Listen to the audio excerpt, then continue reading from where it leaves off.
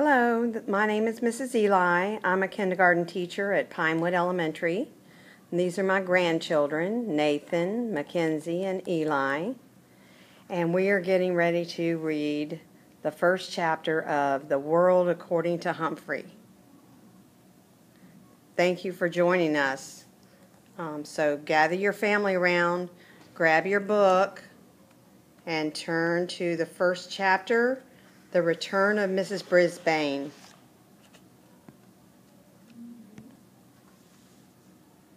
Today was the worst day of my life.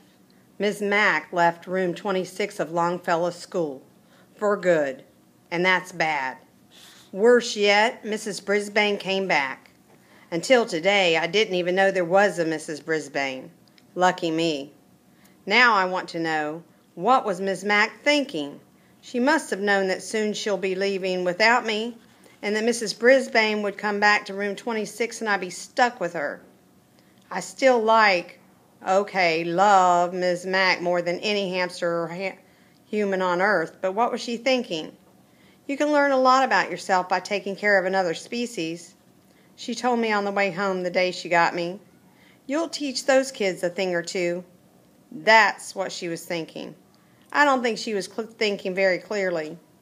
I'm never going to squeak to her again. Of course, I'll probably never see her again because she's gone. But if she comes back, I'm not even going to look at her.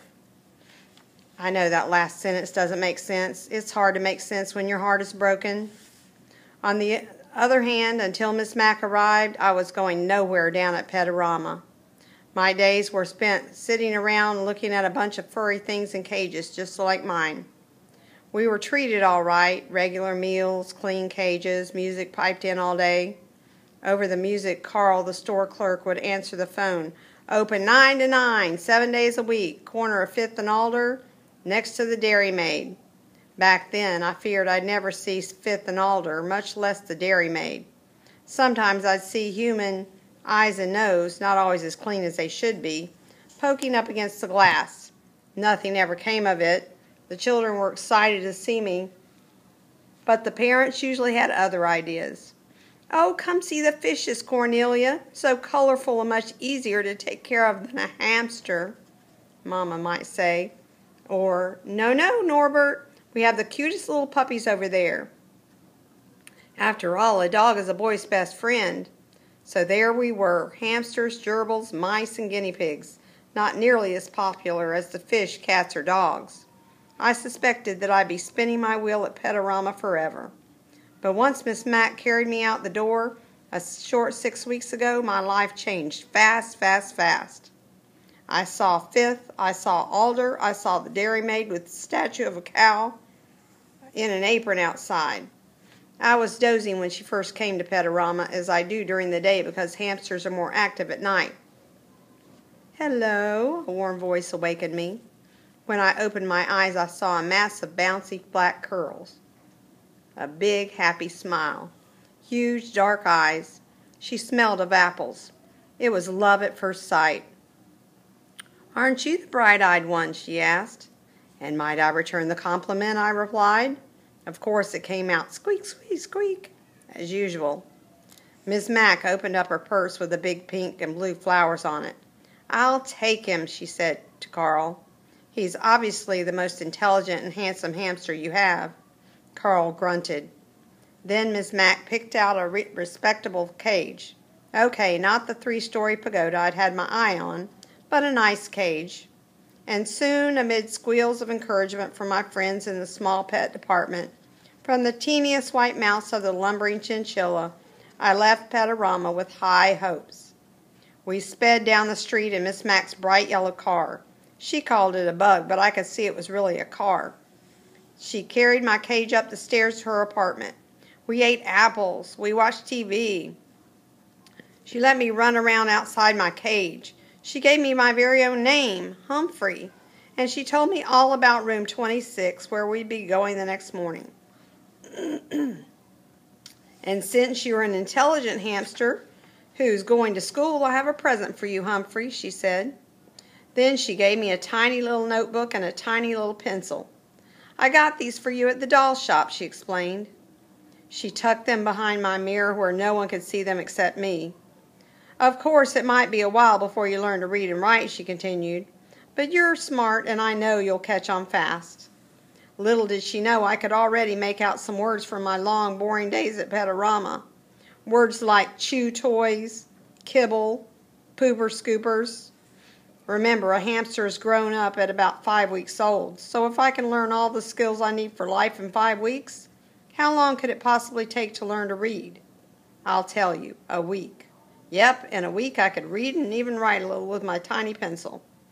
In addition to schoolwork, I learned quite a bit about the other students in room 26. Like lower your voice, AJ, and speak up, Saya, and wait for the bell, Garth, and Golden Miranda. Even after I found out her name was really Miranda Golden, I thought of her as Golden Miranda because of her long blonde hair. After all, I am a golden hamster. Yes, life in room 26 suited me well during the day. My cage had all the comforts a hamster could ask for. I had bars on the window to protect me from my enemies. I had a little sleeping house in one corner where no one could see me or bother me. There was my wheel to spin on, of course, and a lovely pile of nesting material. My mirror came in handy to check my grooming and to hide my notebook. In one corner, I kept my food. The opposite corner was my bathroom area because hamsters like to keep their poo away from their food. Who doesn't? All my needs were taken care of in one convenient cage. At night, I went home from school with Miss Mack and we watched TV and listened to music. Sometimes Miss Mack played her bongo drums. She made a tunnel on the floor so I could race and wiggle to my hamster heart's content. Oh, the memories of those 6 weeks with Morgan McNamara. That's her real name, but she told her students to call her Miss Mack. That's how nice she is, or was. On the weekends, Miss Mack and I had all kinds of adventures. She put me in her shirt pocket right over her heart and took me with her to her laundry room. She had friends over and they laughed and made a fuss over me. She even took me for a bike ride once. I can still feel the wind in my fur. I didn't have an inkling until this morning of the unspeakable thing she was about to do to me. On the way to work, she said, "Humphrey, I hate to tell you, but this is my last day in room 26 and I'm going to miss you more than you'll ever know." What was she saying? I hung onto my wheel for dear life. You see, it's really Mrs. Brisbane's class, but just before school started, her husband was in an accident, so I took over the class.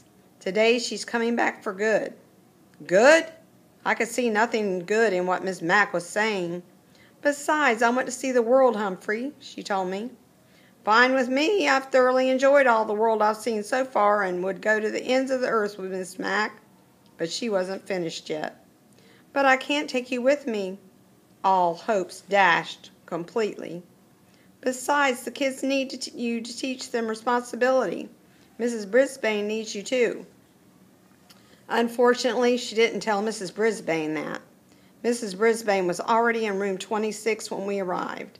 She smiled at Mrs. Mack and shook her hand. Then she frowned at me and said, "Is that some kind of rodent?"